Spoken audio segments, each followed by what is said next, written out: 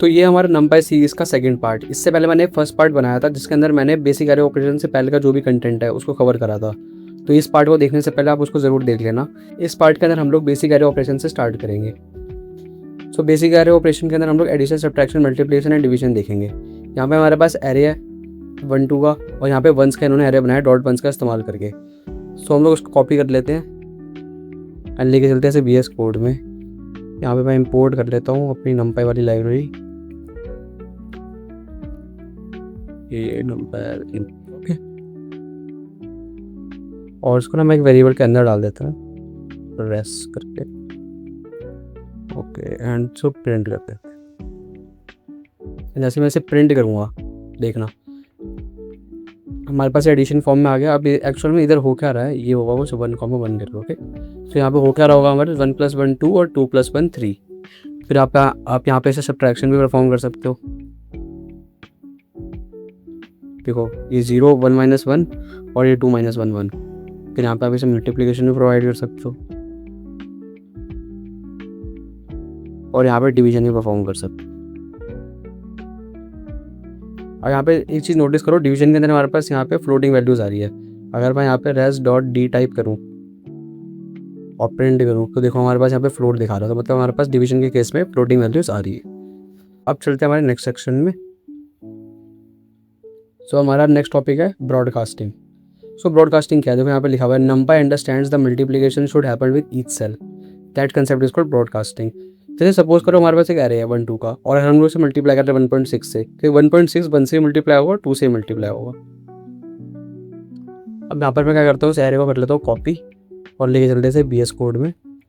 और यहाँ पर मैं काम करता हूँ, ये वेरिएबल बना लेता हूँ और इसके अंदर मैं क्या करूँगा, डाटा को ना 1.6 से मल्टीप्लाई करता हूँ और अब उसमें प्रिंट करता हूँ, ठीक है।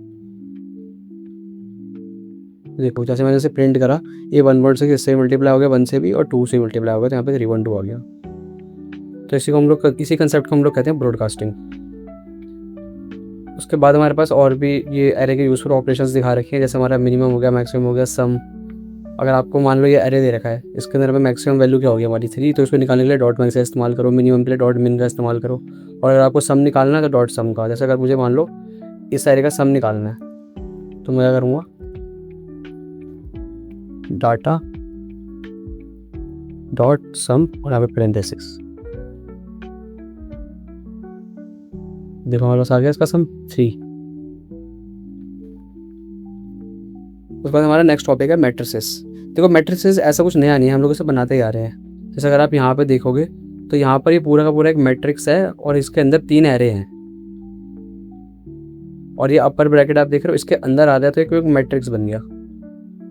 और इसको आप अगर प्रिंट करोगे तो कुछ इस तरीके का प्रिंट होगा। जैसे मैं इसे कॉपी करता हूँ,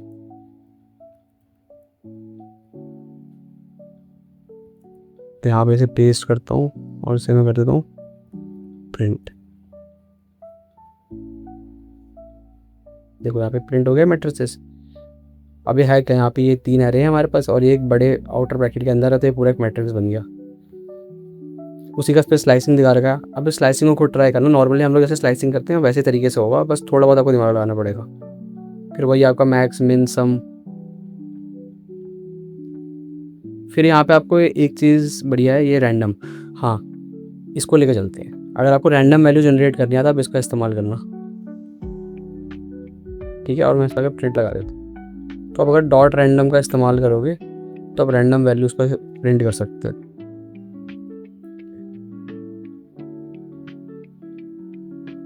तो यहाँ पे आप देख सकते हो हमारे पास 3 रैंडम वैल्यूज़ आ गई। अगर आप इसे 4 चाहते तो फिर इसे 4 कर लो, और फिर आप जब इसे प्रिंट करोगे तो आपके पास 4 वैल्यूज़ आ जाएंगी। उसके बाद आपका क्या आएगा, अगर आपको रैंडम वैल्यूज जो भी प्रिंट करनी है तो आप डॉट रैंडम का इस्तेमाल कर सकते हो। जैसे यहाँ पे विजुअलाइजेशन भी दे रही है, GA1s की, 0s की और ये रैंडम की।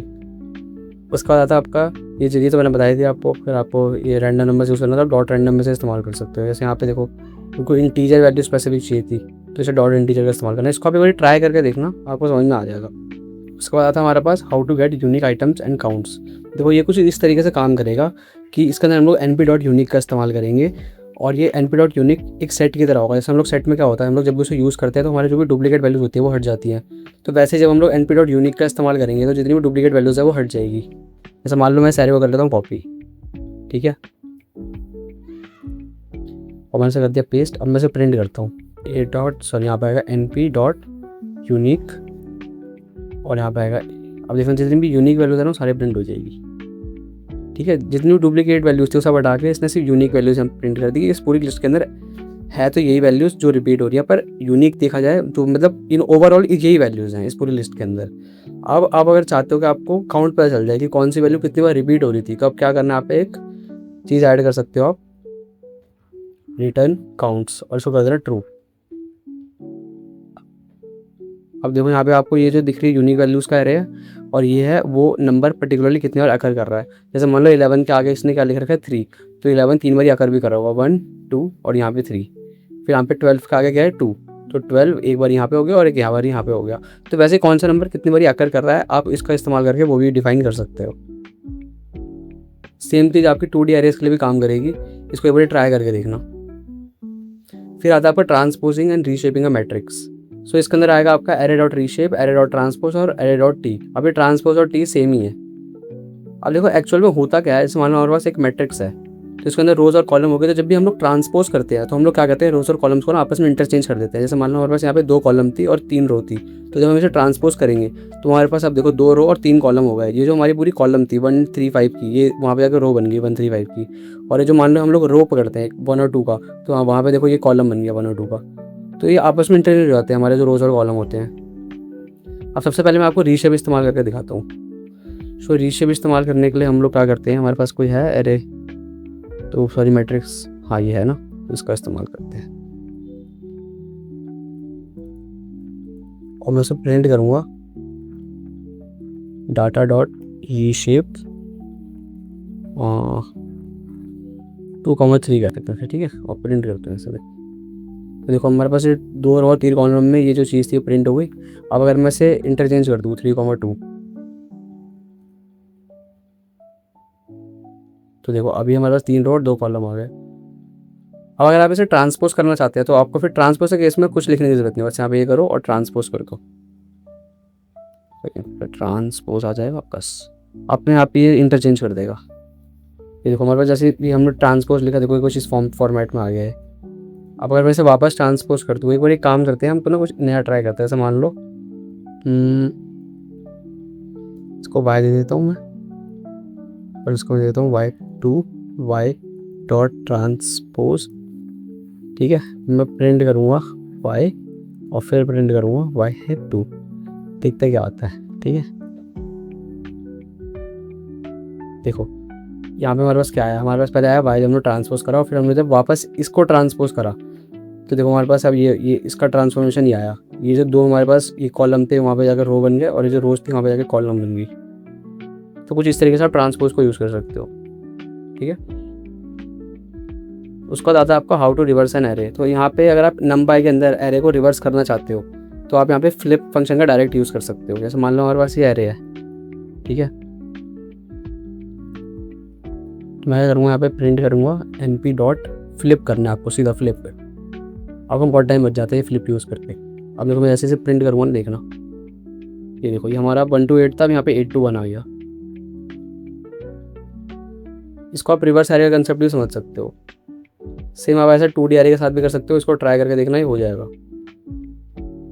फिर आता है आपका reshaping and flattening multi dimensional arrays. इसके अंदर आपके 2 कंसेप्ट आएंगे, डॉट फ्लैटन और रिक रेवल का। सो मान लो आपके पास एक मैट्रिक्स है, मैट्रिक्स बनता किससे है, कॉम्बिनेशन ऑफ एरेज से। देखो यहाँ पे पूरा मैट्रिक्स है, इसके अंदर 3 एरे हैं। यहाँ पे अगर आप ये चाहते हो कि आपकी से जितने भी एरे है कंबाइन होकर एक सिंगल एरे बन जाए, तो आपको इनको फ्लैटन करना पड़ेगा। फ्लैटन करने के लिए करना पड़ता है, हमें डॉट फ्लैटन का इस्तेमाल करना पड़ता है। तो मान लो मैंने इसे कॉपी कर लिया एंड इसको करा मैंने पेस्ट, और मैं जैसे इसको फ्लैट करना चाहता हूँ, मैं चाहता हूँ सारे एरेज कंबाइन हो जाए, तो मैं करूँगा x डॉट फ्लैटन, और जैसे मैं इसे प्रिंट करूँगा, ये देखो ये सारे के सारे जितने भी एरेज थे वो कंबाइन हो गए। फिर आता है ये रेवल। रेवल को आप एक बार ट्राई करके देखना, नहीं आएगा तो फिर कमेंट सेक्शन में मुझे बताना, मैं बता दूंगा, वैसे हो जाएगा। उसके बाद आता है आपका ये डॉग स्ट्रिंग। इसको एक बार रीड करके देखना, बट मुझे नहीं लगता कि मुझे इसको इस चीज़ में कवर करना चाहिए। फिर आप मैथमेटिकल फार्मूलाज, इन मैथमेटिकल फार्मूलाज पे एक बार पढ़ कर देखना, बहुत अच्छे से बता रखे हैं। फिर आता है आप पे save and load नंपाई objects. Okay, जैसे मान लो आपके पास ये नंपाई एरे है, ठीक है, इसको मैंने ले लिया, अब मान लो मुझे इसे एक फ़ाइल के अंदर सेव करना है, तो मैं क्या करूँगा, मैं यहाँ पे लिखूँगा np.save और फाइल का जो भी नाम लिख लेते हैं। जैसे मान लो हम लोग यहाँ पे लिख देते हैं numpy, लिख देते हैं numpy पार्ट 2 लिख देते हैं, ठीक है, वहाँ पे ए कर देते हैं। और जैसे मैं इसे प्रिंट करूँगा, देखो यहाँ पे कोई आउटपुट नहीं दिख रहा होगा आपको, बट आप जब यहाँ पे जाके चेक करोगे तो देखो यहाँ पे फाइल बन चुकी है। अब ये ऐसे नहीं दिख रहा होगा क्योंकि .npy है, इसको हमें ना क्या करना पड़ेगा, लोड करना पड़ेगा। अब जो भी बताता हूँ आपको, रुको। अब आपको अगर चाहते हो कि आप इसे यूज़ कर सको तो आपको np.load इस्तेमाल करना पड़ेगा, इसमें आपको बताया था। तो आपको क्या करना है, यहाँ पे जाना है b=np.load और जो भी फाइल का नाम था मैं इसको डायरेक्ट कॉपी कर लेता हूँ एंड यहाँ पर आता, ठीक है, ओके। अब ना इसको प्रिंट करते हैं, ठीक है। अब देखना हमारी जो ए वाली आ रही है ना वही प्रिंट हो जाएगी। हाँ, क्या हो गया,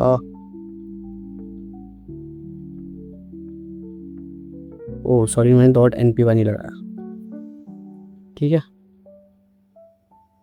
अब देखो हमारे पास ये लिस्ट, ये एरे हमारे पास यहाँ पे था, इसको मैंने np पार्ट 2 के अंदर सेव करा, फिर मैंने इसको उसी फाइल को लोड करा और फिर मैंने प्रिंट करा, तो ये सेम एरे यहाँ पे प्रिंट हो गया। तो आप कुछ इस तरीके से फाइल हैंडलिंग कर सकते हो।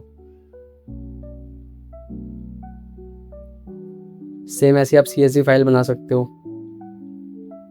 उसके बाद इन्होंने यहाँ पे इंपोर्टिंग एंड एक्सपोर्टिंग का CSV, इसके अंदर इन्होंने पांडलास कंसेप्ट का यूज़ कर रखा है। जब यहाँ पे पांडलास की मॉड्यूल इंपोर्ट कर रखी है और यहाँ पे pd.read CSV कर रखा है। जब भी आपको किसी CSV फाइल को पांडलास के अंदर रीड करना होता है तो आपको ये लिखना होता है। फिर यहाँ पे इन्होंने पूरा डाटा निकालने के बाद ये numpy का इस्तेमाल कर लिया। फिर ये आपका पांडास का फंक्शन है, तो थोड़ा इन्होंने पांडा और numpy मिक्स करा और एक्चुअल में करना भी होता है। जब हम लोग अच्छे खासे लेवल पर डाटा हैंडलिंग कर रहे होते हैं तो हमें इसे मिक्स करना चाहिए। फिर आता है आपका प्लॉटिंग एरेज विद मैटप्लॉटलिब। तो ये पर्टिकुलर मॉड्यूल हमें विजुअलाइजेशन में हेल्प करती है। समटाइम्स क्या होता है, हम लोग डाटा वगैरह सब निकाल लेते हैं, एक्सट्रैक्ट कर लेते हैं, बट हमें उसे विजुअलाइज करना होता है तो हमें इन लाइब्रेरीज का इस्तेमाल करना पड़ता है। अब ये देखो यहाँ पे इन्होंने इसको इंपोर्ट कर लिया और एंड में आपको यहाँ पे plt.show करना होता है, जिससे हम लोग जो भी ग्राफ बना रहे हैं वो हमें दिख सके। अब यहाँ पे कुछ डाटा होगा कि हमने एरे लिया था और फिर यहाँ पे कुछ कंडीशन होगी, तो उस हिसाब से डाटा पूरा इस ग्राफ को फॉर्म कर रहा है। ये देखो हमने यहाँ पे एंड, ये देखो आपको अगर यहाँ पे दिख रहा होगा लाइन स्पेस, तो हमने करा था ना जब हमें दो नंबर के बीच में इक्वल डिस्टेंस वाले नंबर्स चाहिए होंगे तो हम लोग लाइन स्पेस का इस्तेमाल करेंगे। अब ये ग्राफ्स में यूज़ होता है जब हमें चाहिए होता है कि हमें पर्टिकुलर रेंज के अंदर नंबर्स प्लॉट कर रहे हैं, तो हम लोग फिर ये देखो ये numpy वाले फंक्शन का इस्तेमाल करेंगे। फिर देखो यहाँ पे इन्होंने रेंज को क्रिएट करने के लिए यूज़ कर रखा है। सो यही था इसके अंदर। तो आई होप अब आपको इसका डॉक्यूमेंटेशन समझ में आ गया होगा। तो इस वीडियो में बस इतना ही। इस वीडियो को कंप्लीट करने के बाद आप थोड़े numpy के बेसिक क्वेश्चंस को ट्राई करना और अपनी अंडरस्टैंडिंग को देखना आप कितना समझ पा रहे हो। सो नेक्स्ट पार्ट में मैं ट्राई करूँगा कि मैं numpy से रिलेटेड जो प्रोजेक्ट्स हैं उनसे रिलेटेड वीडियो लेकर आऊँ और हम लोग थोड़े प्रोजेक्ट्स डेवलप करें numpy लाइब्रेरी का इस्तेमाल करके। तो मिलते हैं अपनी नेक्स्ट वीडियो में।